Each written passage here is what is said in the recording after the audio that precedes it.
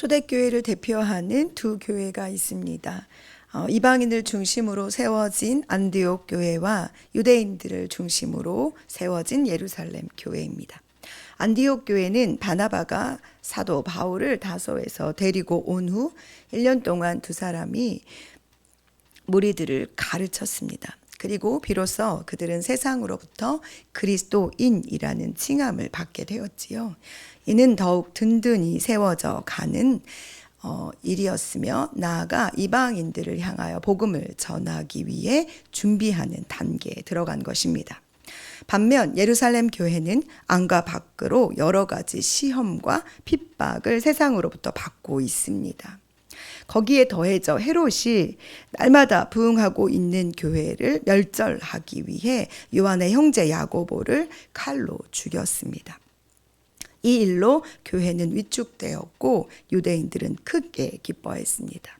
그것을 보고 헤롯은 베드로까지 잡아 죽이려고 감옥에 가두었지요. 예루살렘 교회는 베드로를 위해 간절히 하나님께 기도했습니다.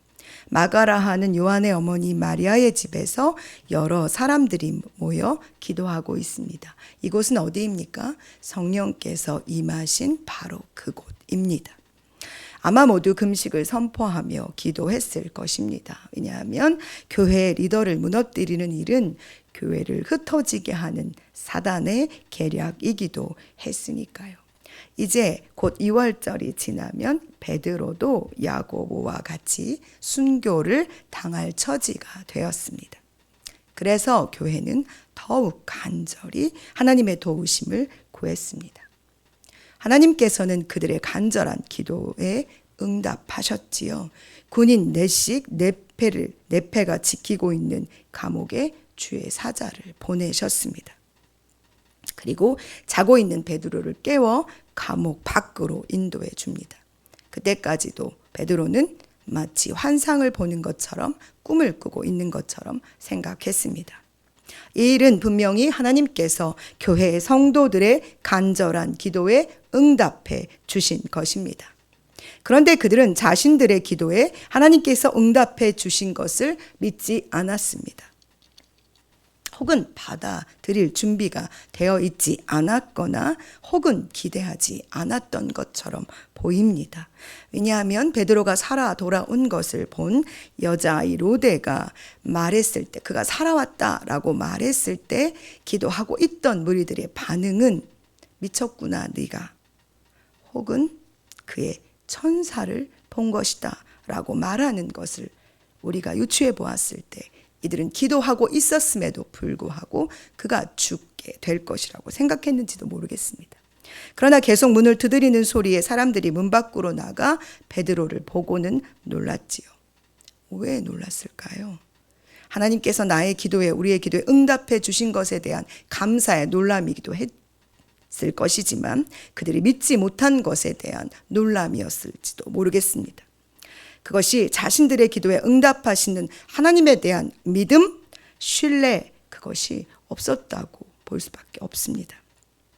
여러분, 우리는 하루에도 수많은 말과 생각으로 하나님 앞에 기도합니다.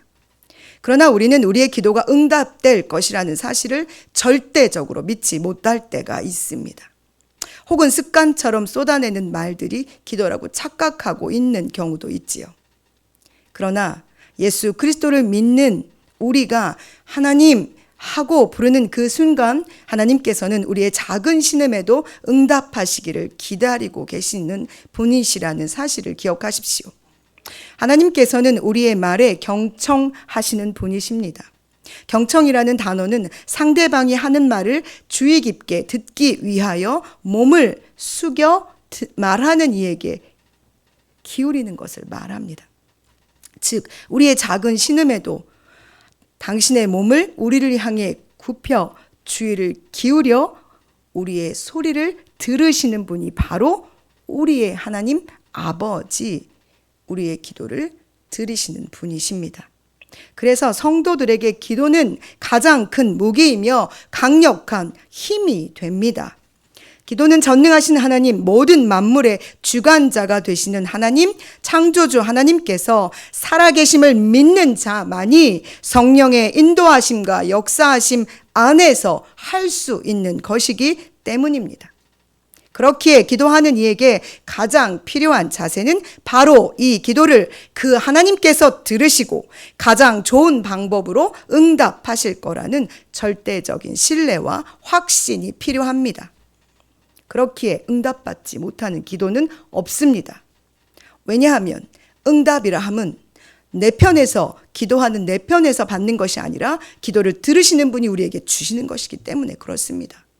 그러니 하나님 편에서 볼 때 하나님이 침묵하시거나 하나님께서 우리의 기도의 때를 늦추시거나 혹은 하나님께서 우리의 기도를 내가 생각하는 것과 다른 방향으로 응답하신다 할지라도 우리가 그 기도를 응답받지 못했다고 말할 수는 없습니다. 왜요? 하나님께서 가장 좋은 것으로 가장 아름답게 우리에게 응답하고 계신 것이기 때문입니다. 단 우리가 그것을 우리의 편으로 판단하고 해석하지 않는다면 말이지요. 그래서 본장에서 등장하는 두 사도, 야고보는 칼에 죽임을 당했고 베드로는 감옥에서 살아나오는 결과에, 기도의 결과에 응답이 상반되게 나타날지라도 우리는 하나님의 주권을 절대적으로 인정하고 믿음을 가지고 있기에 이 두 상황에 대해서도 둘 다 아멘이라고 고백할 수밖에 없습니다.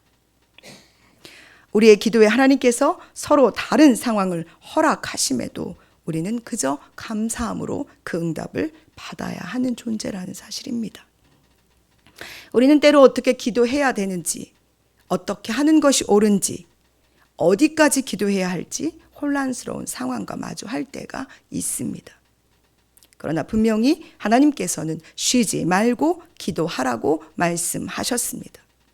그러니 어떻게 기도하는 게 옳은지 알려주실 때까지 포기하지 않고 기도해야 합니다.